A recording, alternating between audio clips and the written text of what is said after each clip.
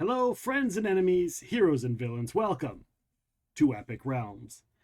Today's guest is the former executive director to the International Game Developers Association and the current creative director at Stumbling Cat Games. Her new game, Potions: A Curious Tale, is now available wherever you get your video games. Yeah, a lot of Steam, stuff like that. Please welcome Renee Gittins to Epic Hi, Realms. How are you doing? doing well. Glad to be here. So, I've seen some of the interviews you've done, and I've heard some of the chats. We're going to reiterate, we're going to rehash some of the things you've talked about in the past because I can't not do it. Some of our audience members may not know who you are, may not know your product, so we'll get into some of that. But you've liked games for a very long time. What was kind of your introduction to video games, and kind of how was your family with your love for video games? Yeah. So I think unexpectedly, my introduction to video games was actually first person shooters. And I don't think people who usually make cozy adventure crafting games are big first person shooter players. But I definitely am. And it's because I was introduced to video games through my dad's gaming. My dad has been a Okay. PC first person shooter player. At least through a lot of his life when that existed. And I watched him play games and started playing games alongside him. And those games in order were Wolfenstein 3D, Okay. Doom, Doom. Duke Nukem 3D, and then Pokemon Yellow. So Okay. that's when I got my Game Boy Color. Okay. But yeah, definitely started with those PC games. But really what completely changed video games for me, and totally drew me into the medium was the original Half-Life. Okay. That game just completely swept me off my feet with regards to its immersion and storytelling, and just in-world experiences with all the scripted events and environmental puzzles. Is that something that inspires you with a lot of the stuff you do as well? I think so. Especially the Um, puzzles. I feel like the puzzles are a big part of that. I love environmental puzzles. I love playing with the world. I love the world being something to interact with and discover. So that definitely fed into that. I would also say that the Half Life tutorial section is one of the best done ever because you don't necessarily feel like you're going through tutorial. Yeah. You feel like a scientist who just showed up for work and you're prepping for an experiment. And while you are introduced to different mechanics, there's never a prompt that just says, this is how you do these things. It's always the scientists and your coworkers Yeah. and the security guards talking to you about these interactions. So it feels kind of immersive in your it's not it Yes, doesn't pull you out of the game to remind you that it's a game, which is always fun. precisely. There is nothing that I dislike more than tutorial hallways, and so I try my best to avoid them. Growing up as a female gamer, was there like did you play with kids at school? Was that a thing, or was it like was there was it weird for you? Yeah, I mean, so when I started playing video games, it was the, like, early to mid 90s, so while some games were social, there wasn't a lot of social opportunities over video games. I did go to, like, an after-school club, like a boys and girls club, Yeah. where there was a Nintendo 64, so Yeah. we, like, traded off playing Donkey Kong and some other games. But mostly for me, gaming was a solo Okay. experience. That eventually changed. In middle school, I met some friends who liked JRPGs, so I got into JRPGs. I got into online games. I tried to get into Counter-Strike. Turns out when you're a 12-year-old girl and you speak in voice chat in Counter-Strike, you stop playing online first-person shooters immediately. Yeah. But I did get into like MMOs. I'm still a big MMO player. You talk I about that, and I wanted to ask your take because there's a lot of negativity, and there's a lot of crappy people out there, especially when it's, a girl gamer. How do you think we change the vision of stereotyping girl gamers, guy gamers, and that toxicity? How do you think we fix that as a community? yeah, I mean, As a community, it's all our responsibility to hold other people accountable and call them out when they're not Yeah. behaving well or when they're making bad assumptions. Um, Not feeding into the those stereotypes, not feeding into spreading those stereotypes. As game developers, there's a lot we can do to set a community up for success.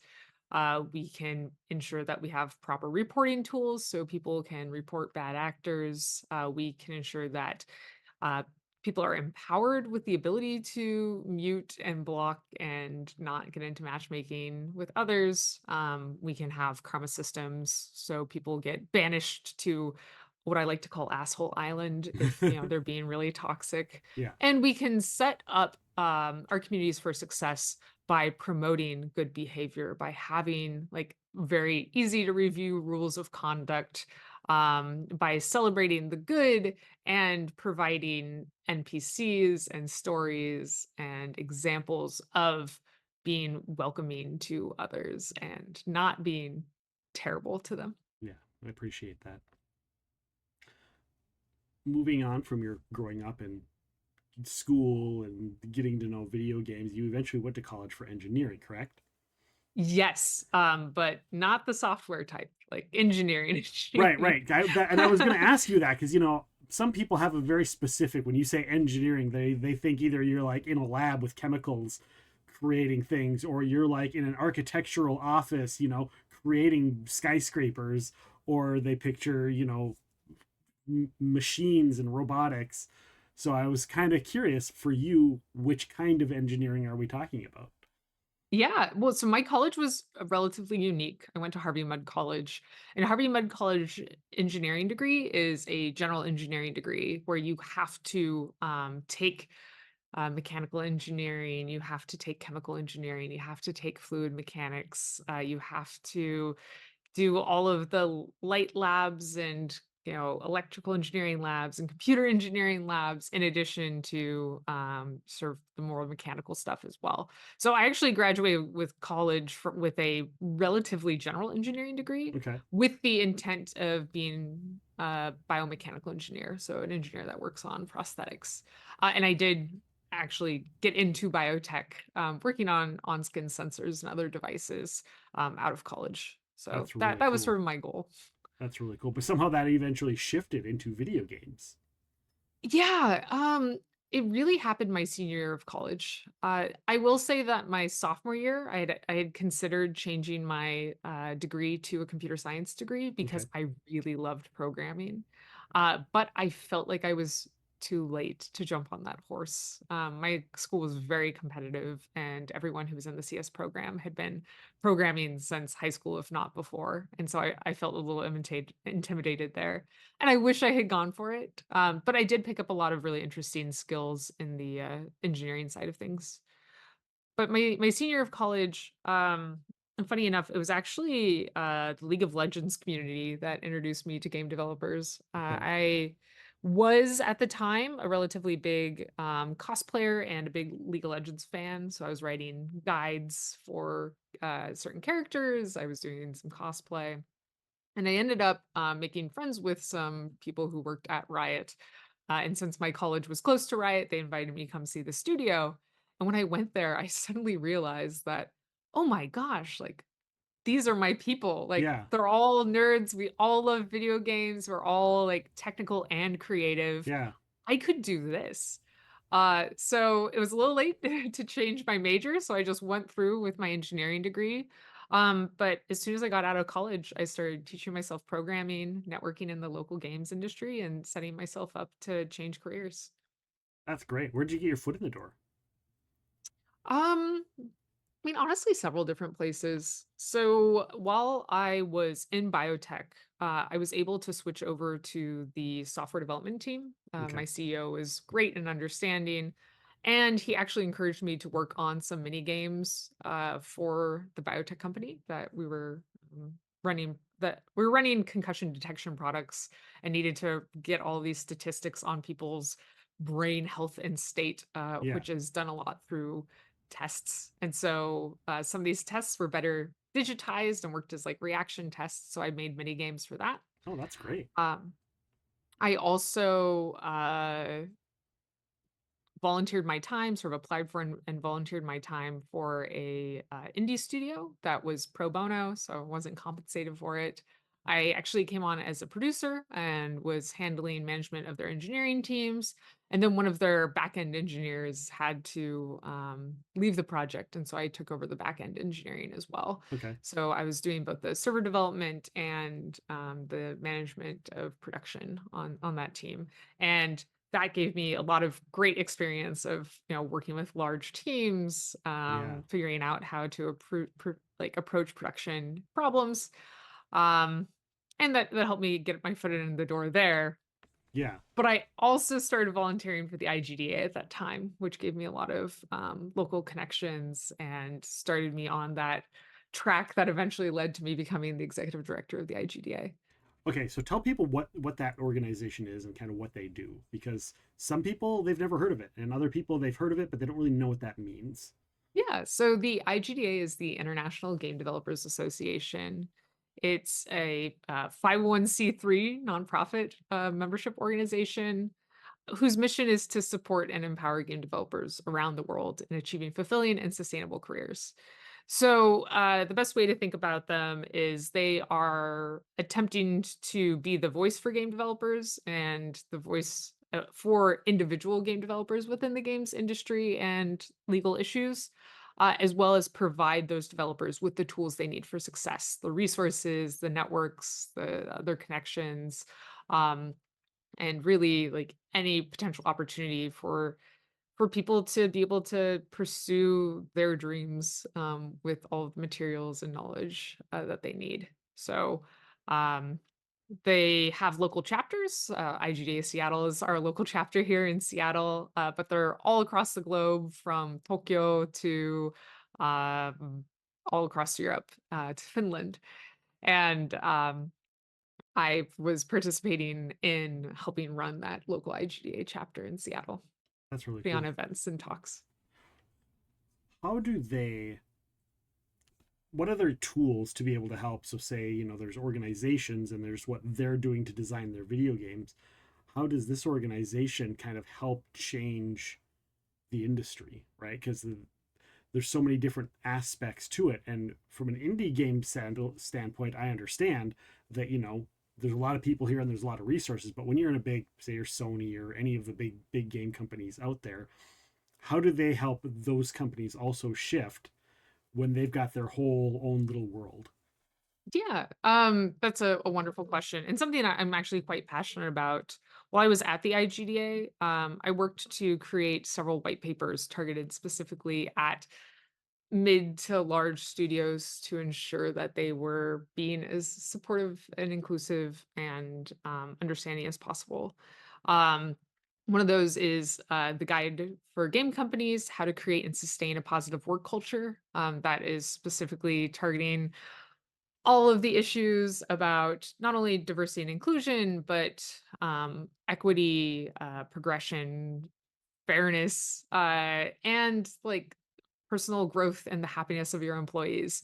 So it goes through hiring practices, exit interviews, um, different programs you can run, and methods for communication, praise, progression, mentorship that you can run internally in your company to ensure that it is a positive and supportive and healthy workplace. Well, they're just as much giving tools to the companies as they are to the individual developers. Yeah, yeah, I would say that it's maybe like 25% to the companies, 75% to the individual developers. But we understand that the state of the games industry, the state of the companies in the games industry greatly affects individual game developers because we are the people who make up those organizations. Right. Yeah, that's great. So, how did your role shift? You kind of came in at the intro, but eventually, executive director's not a small role in a company like that. How did you shift from that very starting, you get your foot in the door and volunteering at the local chapter, all the way up to executive director? And kind Yeah, of what did those roles entail? Like as you progressed, how did that role shift? A wonderful question. So, initially, as I was volunteering for the local chapter, it was just really understanding the local community's needs and putting on events for them. We did series of micro talks. I started our yearly summer picnic, which is still going on like 8 or 9 years later. We had, you know, regular winter events and mentorship and career fair sort of events as well. I was just sort of organizing and running those for the local community. After doing that for several years, I actually was leaving state and applied to be on the international board of directors. The board of directors for a nonprofit are the people who help guide the goals for the organization. So it's much more sort of strategic planning for the Okay. organization. They're the ones who say, like, this is what our mission is, this is what we're going to try to do for game developers. Like right now, the IGDA is really focusing on providing support for people affected by layoffs and helping ensure that as few layoffs as possible happen within the Yeah. games industry, but those who are affected receive as much support as possible. In that role, I was able to really help shape what the org was doing to some extent, um, and make a lot of connections within that organization and our sister organization, the IGDA Foundation, and get a really good understanding for the needs of the games industry. Yeah. After my tenure was 3 years, but near the end of my tenure there, our executive director stepped down and I applied for that role. And that was a full-time position. And as an executive director, you're basically the CEO of the company. So the board of directors provides you with guidance of sort of the direction the org should go, Yeah. but the executive director provides all the actions. It's hiring and managing employees, it is managing finances, it is deciding how to approach events, what to do, how to approach materials, resources, support, marketing, whatever that is. It's really um, the the strategic implementation Yeah. side of the Yeah. organization. And of course, I started that role 6 months before the pandemic hit. So I did all of this wonderful planning and organization and setup, and then had to change absolutely everything the next 6 months. Did the pandemic affect the industry, um, as far as all these people are home now? Did they consume more games, less games? Was there a greater need for developers? Was it easier or harder for developers? How did the pandemic affect it from a game design standpoint? Yeah, the pandemic was massively influential in many ways. Uh, from just a consumer standpoint, people were at home more. There was a lot more interest in video games, particularly social video games. Yeah. That's when Among Us, despite being a years old project, sort of came to life again Yeah. because it was a great social game. Um, yeah, so the growth of the games industry during the pandemic was massive, far higher than anything had predicted previously. But that also sort of tapered off as people start getting back outside, and we're seeing sort of the effects of that to some extent. When you see massive, massive growth, particularly with publicly traded companies, and then that tapers off, stockholders do not like that, and Yeah. some companies have made large decisions such as layoffs to try to improve their cost to profit ratio. Yeah. Um, on the development side, there were lots of challenges. I know that a lot of people romanticize work from home. I work from home. I love work from home. But there are a lot of challenges working from home, particularly in game development. A lot of hardware is had a ton of regulations with regards to where it could be located, the amount of security it needed to have. There's a lot of IP restrictions to even access some of this hardware, which is very hard to set up Yeah. from homes. Like setting up Yeah. a static IP is not a trivial thing if you don't know how to do that. Um, and actually, the IGDA ran an event called the Game Development Crisis Conference in April of 2020 that was talking about a lot of these sort of technical challenges and how to overcome them, how to get dev kits home to your teams, how to set up your company's infrastructure to just even function with remote work. And there's also all the soft skills and communication side of that.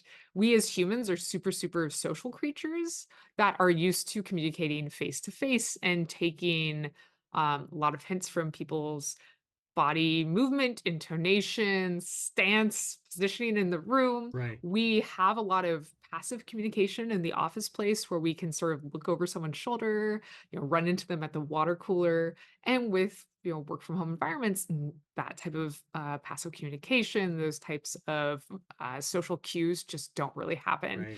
And so a lot of companies ran into issues where they needed to be much more proactive with communication, which can be very difficult. And it's also additionally difficult because the pandemic was just awful for people's mental health, Right. right? So Yeah. some people got really stressed. Yeah. They're stressed, they're alone, they're locked in at home, they're not communicating in the same ways that they normally would be. So there was definitely sort of a hit when it came to people's like production, like performance. And I don't mean to say that like people were failing. Yeah. That's not Yeah. the It's case. just Like hard. just overall companies as groups were less effective because they had less effective communication. They Hmm. had people who were going through the struggles of mental health, of having children at home, like Yeah. Trying to doing do your job school. with no school. Yeah. Exactly. Yeah, exactly. Um, but, this work from home pressure that COVID brought was also beneficial because it allowed for there to be more opportunities to work remotely. So if you were dealing with childcare difficulties or health issues, or you were someone who is from a place that is more difficult to travel to or more difficult to find a job at, you had more access to opportunities. Yeah. Um, so many of the conferences moving online opened up their ability to be attended by people who normally wouldn't be able to afford the $2,000 plane ticket Right. and $2,000 of hotels in San Francisco for GDC. Yeah. So it really Not to provided a lot mention of food equity. and travel and Oh, yeah, yeah, yeah. for sure. Where do you think the onset of the height of what I guess is being termed as cozy games kind of came about? Was that during and because of the pandemic? For me, it was the big one of the big ones was Animal Crossing, and I know there's been a lot of cozy games in the last 4 or 5 years that have really done fairly well. Yeah, I think there was always a interest in cozy games. If you look back at historic cozy games, most of them coming out of Japan, a lot of them like Harvest Moon and such have like a really big fan base here in the US.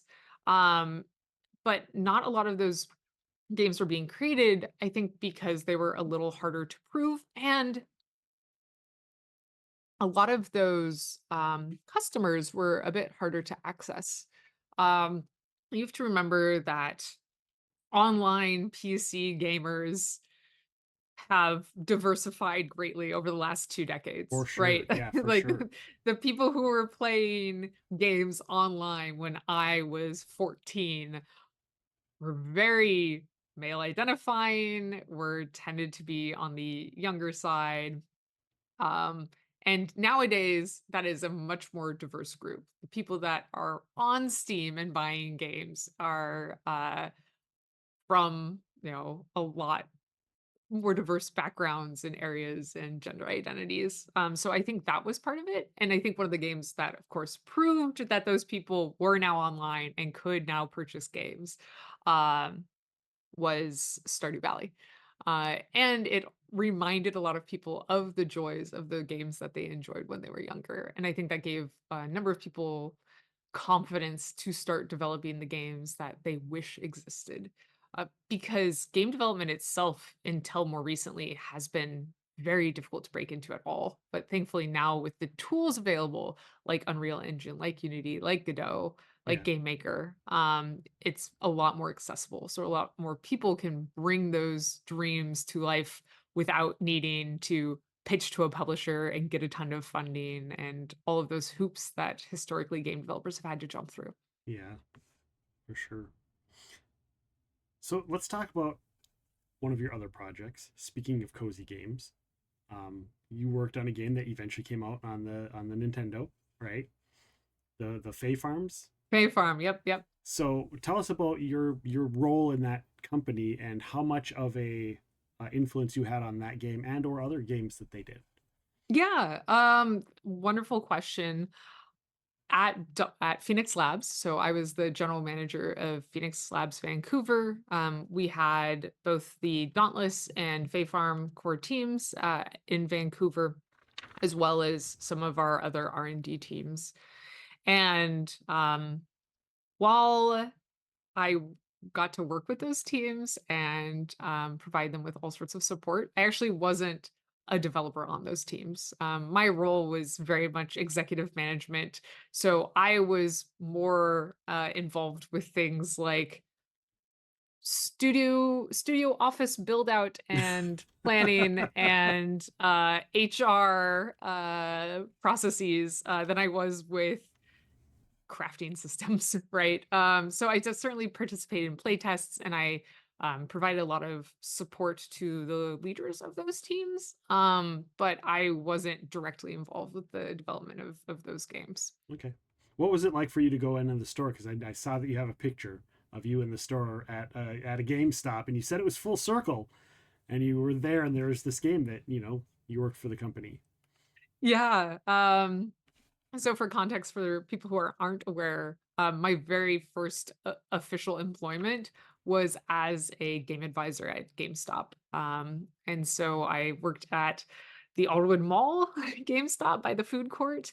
And going into that same GameStop and being able to hold a game where my name is in the credits that I got to see in development that I felt some sort of not ownership of, but fondness for is like something that even if I didn't directly write any code, I helped the creation of was truly amazing.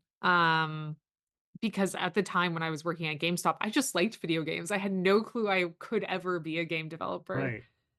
And I am sure that 16-year-old me would have been very thrilled and impressed with where I had managed to go. And I know that physical games, like physical boxes for games, like physical copies of games are not as popular these days, but there is something just truly magical about having a Right. physical embodiment of this essence of something that you've helped create. Yeah. So it was very, yeah, very exciting. I love to have my physical games. I like to see them on the shelf and have the lineup. And obviously in the modern era, it's Steam, it's order online, it's download code, whatever. You don't get those physical boxes anymore, but there is something to have, just even if you haven't worked on it, just to have those physical games and to be able to look and be like, oh yeah, I forgot I have that game. And you can get hyped about a game you haven't played in months or years because you see it and you get that nostalgia feel. And just having those physical cases is also like, it triggers those fond memories of those games. So Absolutely. I can't move my camera around here, but I have a bunch of indie box copies of games which had Steam codes in them and a lot of really cool collectibles. I'm a big World of Warcraft player, so I yeah, have collector's editions for every expansion of World of Warcraft. And then I have a bunch of other hard copies of games from my original Game Boy Color games, PlayStation 1 games, all the way through some signed copies of games that my friends made, which have a special place in my heart. that is awesome. That is really awesome. Let's talk about your game because you have this game. Speaking a little cozy gaming, and I know people in our chat have been chattering about it here in the live. Uh, tell us about, tell us your pitch for Potions: A Curious Tale, and then we'll get into like how it came to be and all that other fun stuff. But what was the Absolutely. pitch? What's the original pitch? So the original pitch is pretty much unchanged throughout the development, and that is Potions: A Curious Tale is an adventure crafting game where combat's not always the answer. You play as a young witch named Luna, who's recently discovered her ability to brew magical potions.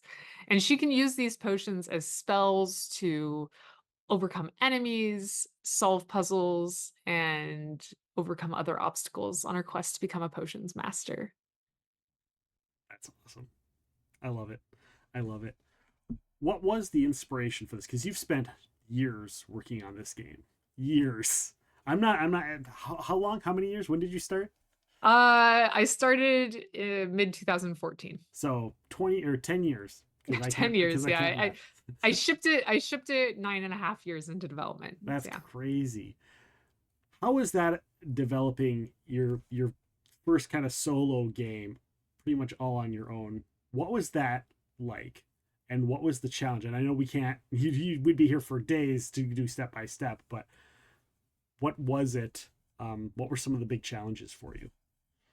Yeah. I mean, I would say the initial biggest challenge was deciding I had a game I wanted to make.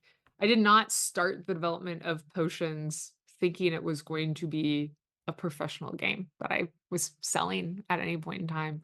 Okay. Um, in 2014, I was, yeah, volunteering for that indie studio on the side. I decided to leave biotech and I was trying to get a job in the games industry, but I was somebody with a bunch of, like, biomechanical experience, not something that, most Right. game teams are willing to hire. They can hire a DigiPen grad that has 4 years of specific game education, versus someone who's self-taught with very little experience. And so I knew even at the time that one of the most important things that you could do, to bump up a resume, for a video game position, was to have a portfolio. Having a portfolio where you can show the work that you've done, that you're passionate, that you can work well either by yourself or with others, that you can get a product somewhere is really important.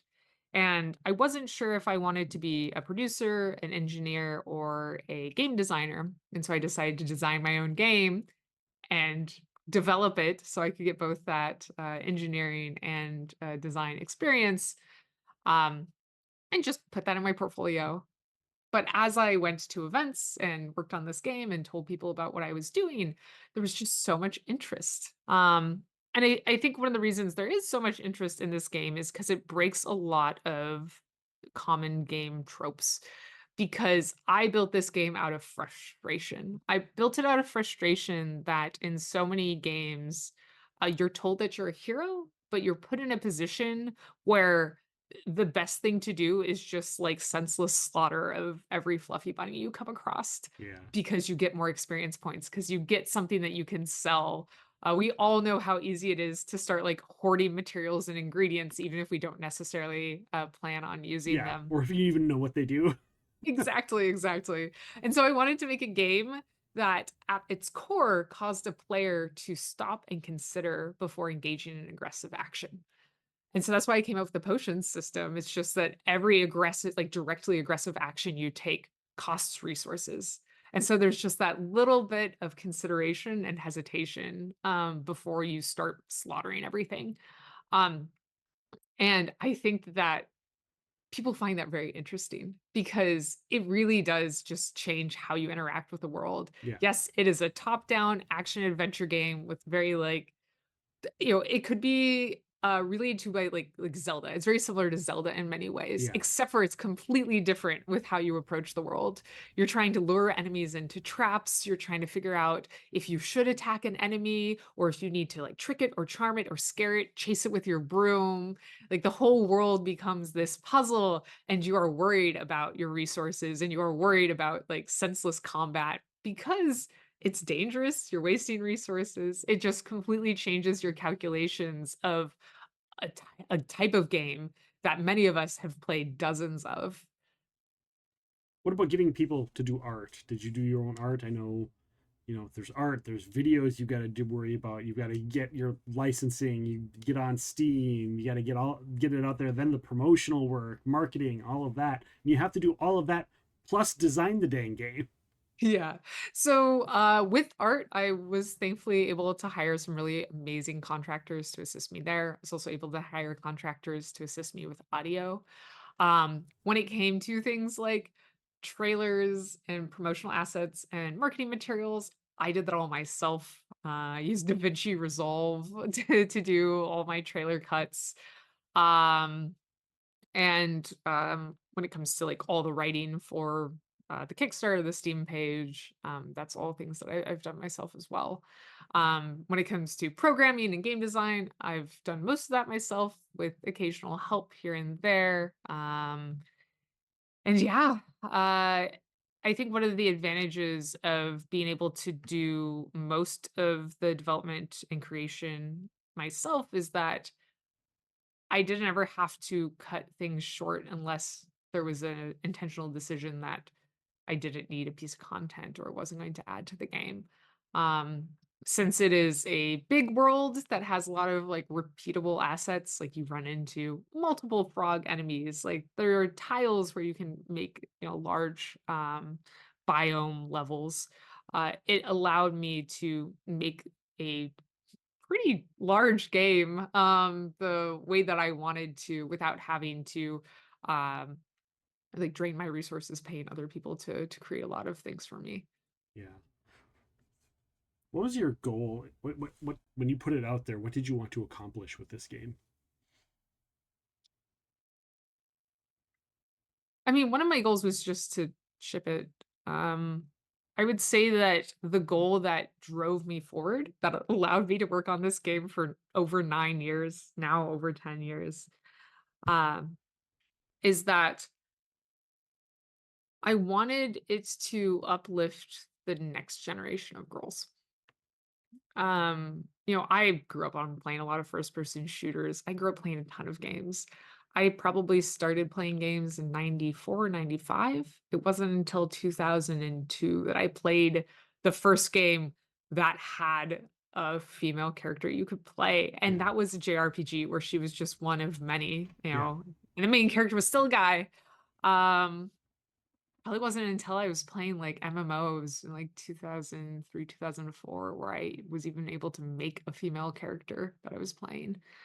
And when I demoed my game for, like, the first time at PAX, like, people came by and they expressed interest, but then, like, a month or 2 later, I demoed my game at a conference here in Seattle called Geek Girl Con, and I had actually sort of begged them to be let in because they had only really had tabletop and board games, Yeah. demoing there, but they're like, "Sure, video game made by a woman, about a woman, works great. Why don't you set up a booth?" And my booth got absolutely swarmed by young girls who of course, it would be my target audience. It's based on fairy tales and folklore. It's Yeah. a young witch is the main character. Um, but during that conference, I had 2 experiences that really stood out to me. One was like this little 7-year-old, 8-year-old girl, maybe younger, came up wearing a witch dress, clearly not aware of my game. Right. And she just pointed at the screen that was playing my trailer and said, "Look, mom, it's me." And I was like, "Oh, Aw. yes, like, see yourself in this," because I wasn't able to see myself in video games until I was much older. And then, a set of parents came up and they said, "Hey, thank you so much for being here and for making this game. Our 8-year-old daughter in second grade is getting bullied for playing Minecraft because everyone's saying that video games are for boys and that Right. she shouldn't be playing Minecraft 'cause she's a girl. So thank you for being here because it helps her to see that video games are for her, that, Yeah. you are a girl like she is, and that this is a game that is clearly made for her, and it's just helping her feel so much more welcome." And those 2 interactions are something that have sort of, like, fueled me, since they occurred because it's yeah, it has meaning to it, especially because, like, I know that Potions: A Curious Tale may or may not be a cozy game based on your definition of cozy. Yeah. But what it is it's an empowering game that shows the player that they can succeed with their own wits and intelligence, not because they're the strongest sword master alive or because they were granted magical powers to cast giant fireballs. It's because they're getting ingredients, they're crafting with them, they're beating strategies and puzzles and figuring out solutions to the problems in their way. And I think it's a very empowering sort of experience. Yeah.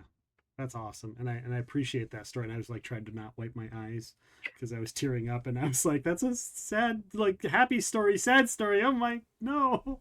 It So always tears me up. Yeah. those that are listening to the show, I may have had to wipe my eye a few times.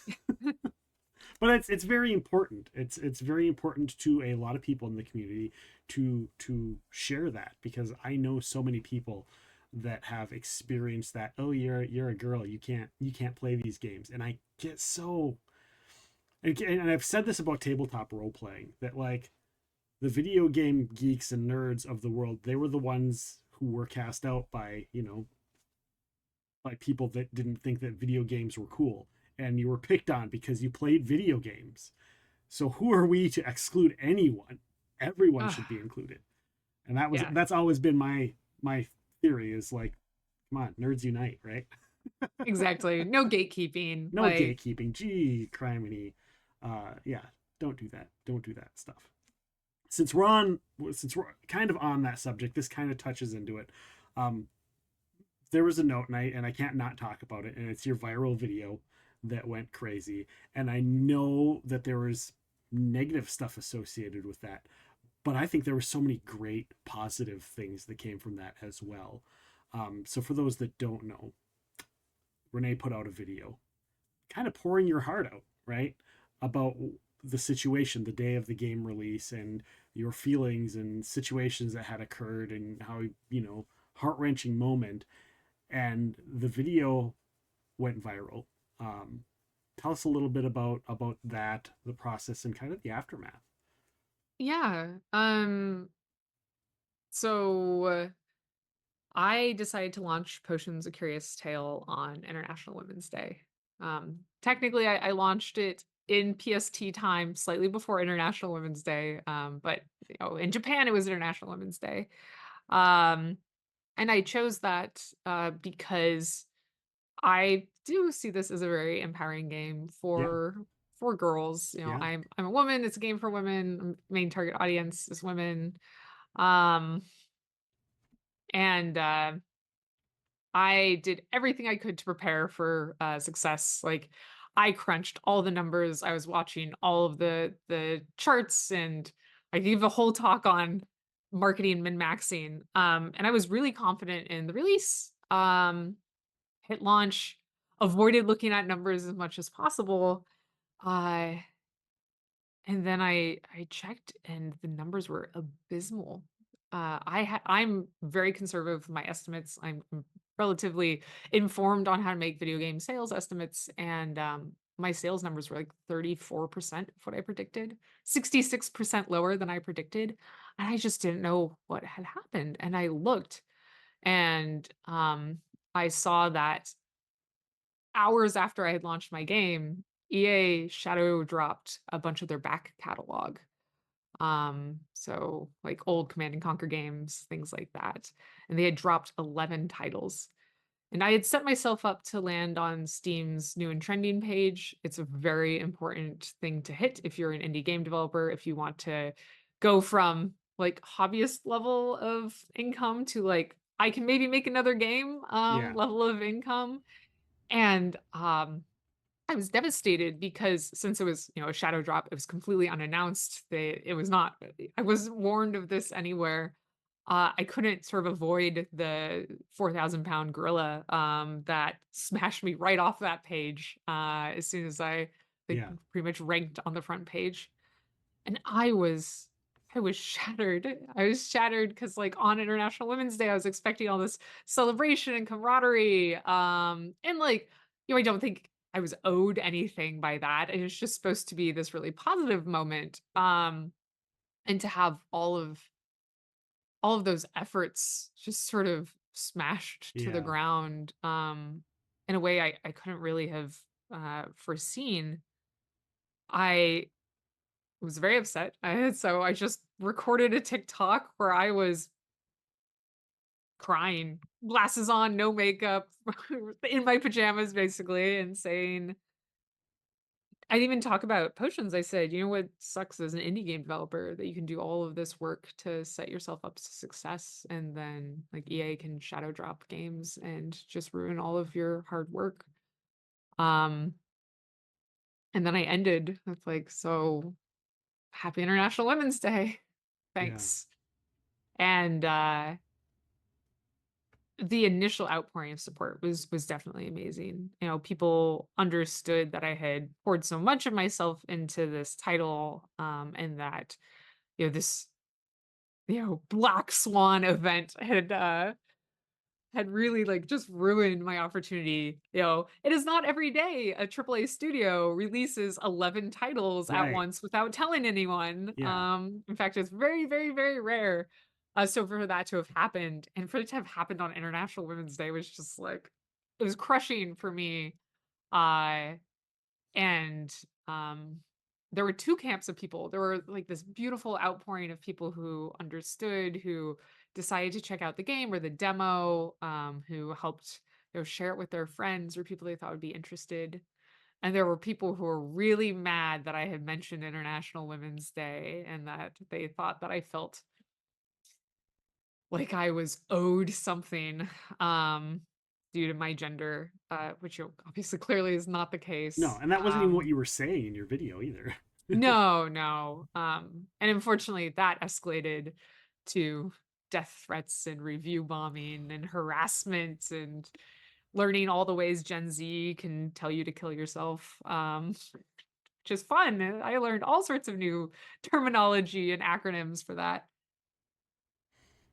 Um, Needless to say, it made launch a little more stressful than I expected. Yeah. Nothing like, doing hot fixes and managing a PR firestorm at the same time. But ultimately, the outpouring of support and people resharing and, checking out the game, was able to help me make up that lost coverage, from getting knocked off the new and trending. Yeah. And I will note, I wasn't the only indie game affected. I wasn't the only game that launched on that date during that Right. time. And, there was several other games that, went through the exact same thing where they had set themselves up to have great coverage, and then that was completely, taken away from them. And so I really feel bad for them, and I've tried to help promote those games as well because we all deserve an opportunity to have our, like, 15 minutes to show Right. our creation off. And it was really unfortunate that not everyone was granted that. Do you think, and this is just an opinion and I don't know at all, but do you think that maybe Steam might have seen what was going on or might have an idea to maybe in the future change how that algorithm works? Um, Potentially, there was definitely a lot of discourse around that with this happening. It I think one of the beauties of Steam is that it doesn't strictly categorize games based on developer or publisher. So, it's not like these are indie games 100% verified or Yeah. these are AAA games 100% verified. Among Us can become as popular as, other AAA titles on their storefront. Um, but, there's definitely the issue of re-releasing previously, like, out titles, um, but it was on a new platform, right? Like, it was the first time Command& and Conquer 3 was on Steam, and so people who want to buy that game on Steam, of course, wanted to know about that, and Right. since EA didn't do any marketing for it, up front, it was helpful to the consumers who are interested in that for it to be pushed for them. Um, and as an indie developer, the amount of exposure and coverage you get through Steam is unparalleled, Yeah. compared to any other platform. Like, just the marketing of being on Steam can provide you with access to so many users. Uh, it's hard to provide too much criticism towards it, even if, like, this really unfortunate situation happened, because I don't know of a good solution. Yeah. Any solution is gonna have its pros and its cons, right? There's always gonna be those drawbacks. Yeah, for sure. How did you take care of yourself afterwards? Because I'm hoping that you realized, okay, I'm having all of these things. These are all negative. I need, you know, take care of yourself, right? Mhm. How to take care of your mental health, make sure you're safe. What kind of things? that you would can talk about did you do to help yourself out on the mental health issues that came because of the negative feedback? Yeah, the first thing I did was I turned off all notifications for platforms that I was being harassed on. Except for the ones where I was managing communities. So like I had people spam graphic porn in my game's Discord server. So I had to like Yeah. be aware of what was happening in that server so I could moderate it. As well as like my Steam community forums. I had to be vigilant as to what was going on because I was the person I don't have a community manager. I Right. am the community manager. So there was some level of exposure that was necessary. In the first week and a half, I was still crunching on hot fixes. When you suddenly thousands of people are playing your game, bugs that you haven't encountered before are coming up for multiple people. And so I was doing a lot of late nights on that and trying to balance community management and mental health with getting hot fixes out. I I would say I did as best as I could with that. That Okay. like the first 3 weeks was just like m it was not a good time. I was not in a good place. I was having, like, anxiety attack, panic attack after panic attack. I had a hard time sleeping because my heart was racing. Felt like I mean, I had to put an anti-swatting notice on my house. Like, that's not fun. Like, that Yeah. you were I felt actually threatened, but I tried to be kind to myself in recognizing, like, this is an extreme situation I am going through. If I am not doing well, like, that's okay. It is okay to not be okay, Yeah, it right? is. It is. And then as I got out of the weeds of, hot fixing for player experiences, I took a massive step back from everything. I took a step back from social media. Still sort of kind of taking a step back from social media. I don't push myself on that right now just because it's traumatizing Yeah. to some extent. Yeah. Um, and I took a vacation.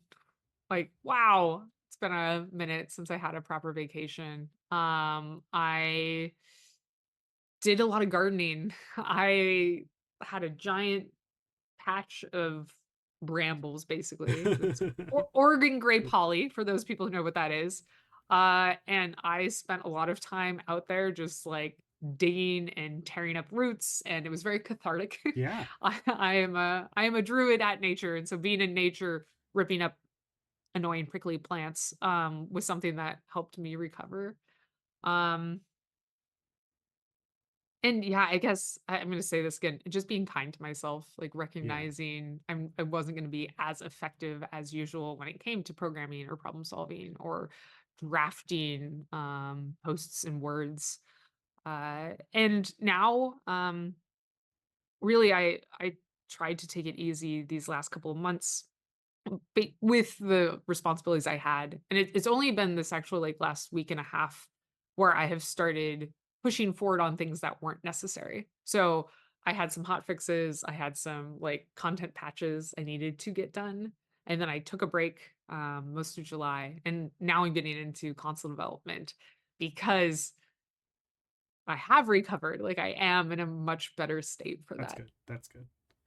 Well, and I also want to say there are so many people who look up to you for what you did and how you stood up and how you opened up about that. And I want to commend you and say thank you for sharing and thank you for doing that and thank you for representing all of the people that need representation that you can be there for. So that's really awesome, and I appreciate that on behalf of all of our audience. So thank you.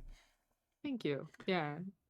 I'm really glad that has been helpful to people. And that's why I try to be honest about the experiences I went through as well, like the downside. I'm not just like, oh, just stay chipper and everything's fine. Like, because if you do find yourself in this situation, it helps to know that yeah, it sucks, and it sucks even if you, like, mentally, like, say, "These comments don't matter, these people aren't part of my target audience, there's always gonna be haters online."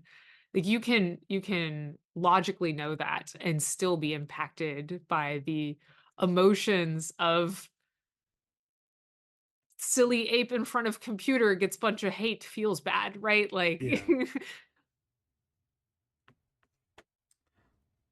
What does the future hold for yourself and for potions? ooh, well, for potions, that's very, very easy to answer. I'm working on console ports right now, and I plan to do like a free DLC for both consoles and Steam with that. I guess it's not technically going to be DLC, it's probably just going to be a massive content patch. Okay. But I do plan to add in some more endgame activities, and it's going to be really fun to get into that. There's been a lot of requests in the community for more content. People have enjoyed the game and they want to be able to enjoy the world more. So definitely aiming for that end game, additional quests and exploration opportunities. Um, for me, absolutely pushing forward on that. But I'm starting to think about my next projects. I have some ideas knocking around. And I've been doing things to, again, give back. I've been trying to do some educational TikToks and other videos. And done, I'm doing a professorship with the Indie Game Academy where I'm teaching their game design classes. So it's been really wonderful to support their students and, talk about theories of game design because that's actually not very well covered. There's certainly textbooks out there. They're really difficult textbooks to read, in my opinion. And so breaking down everything that I've learned through all the lectures I've watched and my own experiences on game design has been really fun. You're gonna be at PAX West coming up, right? You got a Yes. couple events at PAX West. Yeah. Tell us about I those. I have two panels on Monday at 12:30. I'm going to be talking about food in video games. I'm a huge foodie and chef. I love culinary stuff. So, talking about food in video games, the roles it plays, the cultural sort of impact of those is going to be super fun. And then at 2:30 on Monday, that's September 2nd, I'll be talking about micro indies, how to run a really small indie studio where it's either just you or you and a couple of friends or you and a couple of contractors. Um, so I think a lot of indie game talks now are talking about indie studios that are like 26, 40 sort of people, which is, indie by some definitions, but I Yeah. wanted to talk about like basement indie, right? Like where you can fit the whole team in a small pizza party. Um, and I think that's going to be really interesting, particularly for people who are looking into breaking into the games industry or starting their own project. Yeah. And then you've got Geek Girl Con later in the year, I do, which you I mentioned a do. little earlier. Yeah. So Geek Girl Con has welcomed me back again, since so many of the attendees are part of my core audience. I'm really excited to be there. And hopefully I will have Helios plushies. To sell there as well because I've been working on getting Helios plushies made so everyone can have their silver-tongued feline companion. And that's made by somebody from Funko, right? The design, yeah, the design is by Julie Godwin, That's the previously name. of Funko. She's done amazing designs for Funko and other folks, and she designed the plushie and has done amazing job on it. You can find pictures of it either on my social media or on like Potions of Curious Tales Steam page or Kickstarter page. Okay. Awesome. Well, people can find stumblingcat.com, right? That's the website. Yeah. You Yep. go there. They can find you on Instagram, X, TikTok, YouTube under Rico Cat, RIKUKAT, correct? On all of those. Yep. Also, Stumbling Cat is on Facebook. Just search /Stumbling Cat, facebook.com /Stumbling Cat or /Potions a Curious Tale, right? Yep. Also on X or Twitter at Stumbling Cat, so you can find you on all of those things. Or just put in a search, Potions a Curious Tale, right there, just in the Google search, or Steam, or wherever you want to search it. It's gonna come up. It's gonna come up. Guys, definitely go and check it out. Renee, thank you Yeah. so much for being here today. We're gonna do our live stream Q&A here in a section in a second. Gosh, COVID brain strikes again.